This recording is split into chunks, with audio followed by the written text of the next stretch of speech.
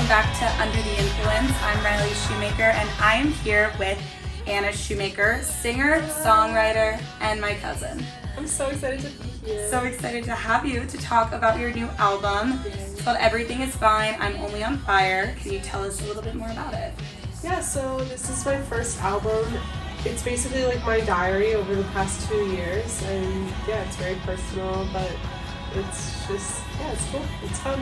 So I want to take it back to the beginning of your music career, or rather just your love for music. When did you realize that this was something you wanted to do?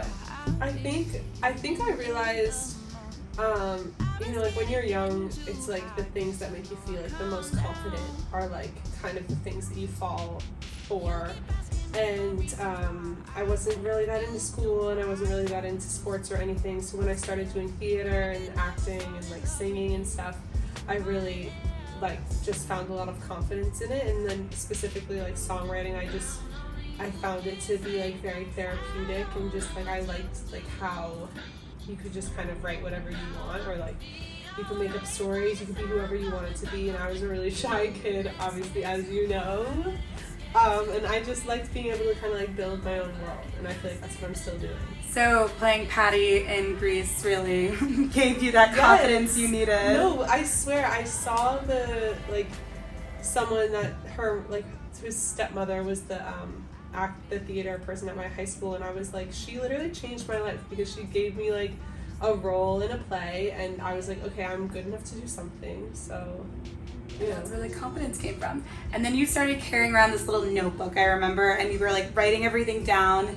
And I remember thinking like, wow, like she's like Taylor Swift. Like she has the focus to actually write things down and make them into songs. Like that's so much more, like it's a creative commitment to put your soul into songs rather than just trying to make a fun, catchy song. Yeah, you know what I mean? I think for me it always felt like something I had to do.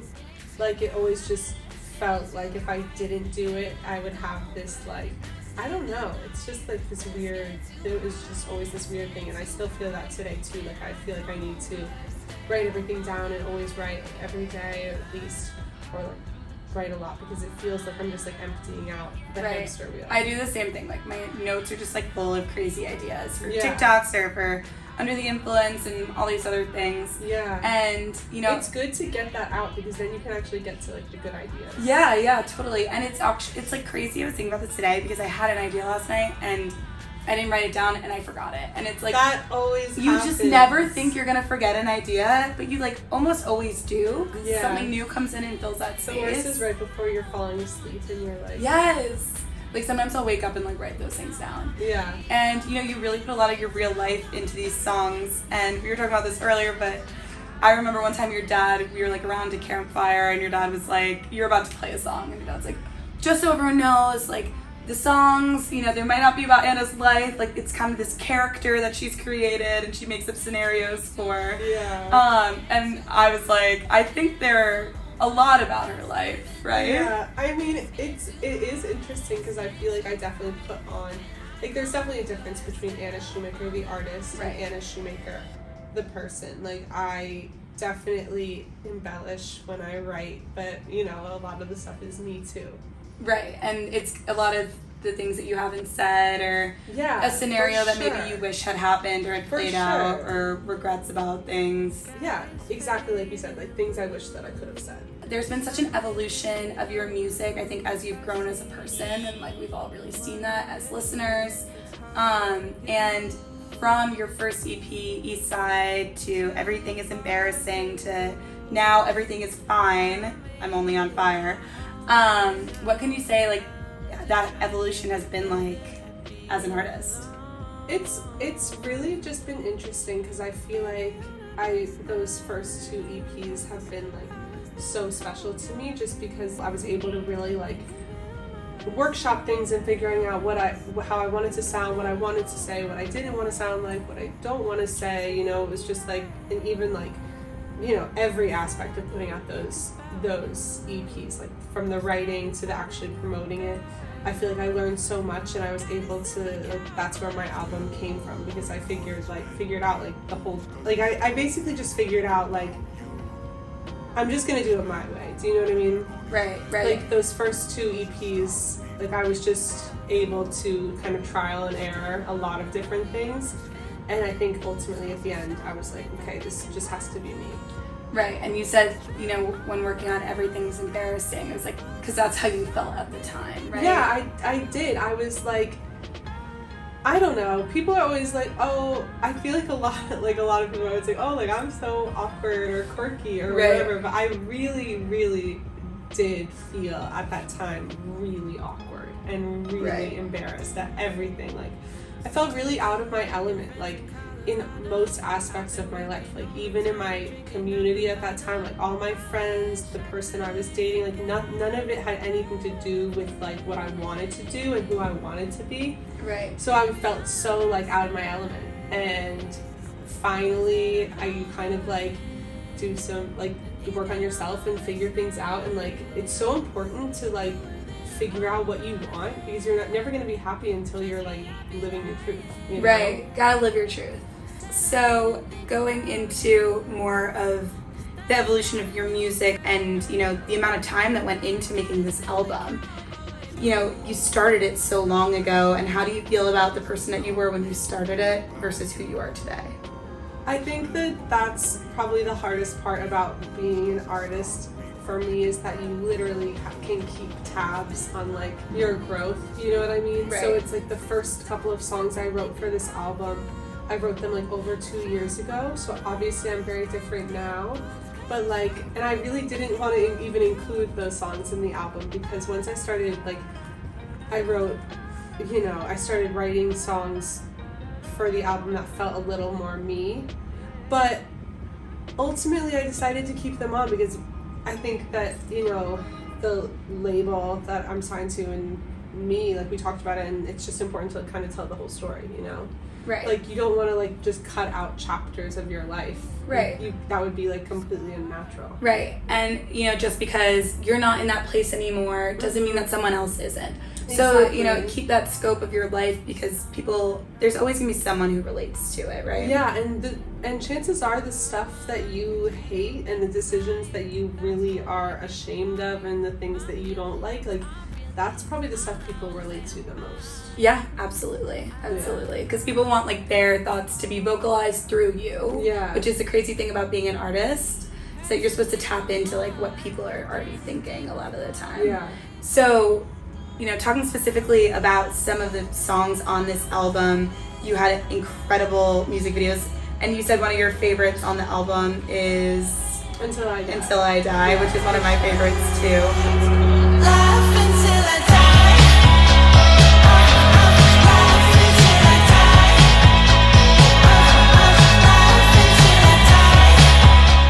Until I Die had such an incredible music video, and it kind of really had the ensemble that was in the studio with you when you made that song. So can you talk more about that video? Yeah, I mean, so Josephina and I had been working on all the visuals for the album, so this was kind of like the last hurrah, like our last big moment, and I really had this vision for the video. So being able to like execute it and really see our vision come to life. Honestly, on all of the videos, we really had strong visions, but this one in particular was kind of like my baby. Whereas I feel like Everything Is Fine was more Josephina's baby, like she really dreamed that one up. It's just cool working with someone who cares as much about the visuals as you do. And she's so talented. Yeah, like, she's amazing. We've worked with her on Under the Influence, and she's really amazing. Yeah, and I think she, like, the visual aspects, I think are something that's so connected to albums now, like being a part of a story beyond just what's in the music, but like putting a visual to it. Yeah, my friend Richie and I have been talking about this for like months now. It's basically just this idea of like building a world with your songs. Yes, and like I just think that that's something that's so cool, because it's like have a whole little fantasy. And so one of the images from Everything Is Fine and the Mariah videos ended up being the album cover. And how did that come to fruition? Because that wasn't the plan, right? No, it definitely wasn't the plan. We had different artwork and everything, and then this image though just kind of like stuck in everyone's mind, and especially the head of the label. He was the one who pushed it, and I was like, I asked a bunch of people, because I'm just really concerned with the music. It's not really that I didn't care what the album art was, but I was just like so ready to like put my music out that like, I don't know, I was like, I guess it's important. Yeah, it's definitely important. Well, I remember you sending pictures in a text and like me being like, holy shit, you have to do this picture. It's insane. And the original art was cool. It was very cool, but this is so unique, I think, to the music, right? You know, so that's the best part about the visuals. Just, I think it like ties up that world really nicely. Yes, because exactly. It's like we kind of like built up this character of like who I am in this album, and it's true. Like I really do think that a lot of this album was me like, you know, healing and like growing and falling in love and like really like becoming who I am. And I just think that like Josephina really killed the visuals. She really she crushed it. And that image ended up in Times Square. Times Square, Times Square. Big time, Broadway. I'm gonna make you a star. So, what was it like seeing that image in Times Square? I really sobbed because I was just like, I've been working really hard for the past, however, 578 million years it seems like. I just feel like I've been keeping my head down and I've been kind and I've been paying my dues and just like, all I've ever wanted to be was like a writer and an artist and a singer, and to finally just like have that like kind of maybe it's dumb, but like just that like physical validation was so like like literally crazy to me, because I just like I love doing the work, so it's like I think that's what's so cool, that like I just feel grateful to be able to do the work. So then when there's some kind of like reward, I like almost can't even believe it. I get like this imposter syndrome, because I'm like, I'm just happy to be here. Right. And I can't even believe that, you know, it's crazy. Well, it's so interesting, like when you work in a creative field, there's so little that's like tangible beyond like obviously having a finished product and creating videos and music, like that can be considered tangible, but there's, I guess, the benchmarks feel less tangible. So seeing because that, for me, it's like the moment is writing the song, right? Right. So it's like that for me with a lot of these songs was like 2 years ago or like a year ago or like, you know, like as long ago as 5-6 months ago. So it's like to like see those songs like get somewhere, it's like, whoa, that's crazy. Right. You know?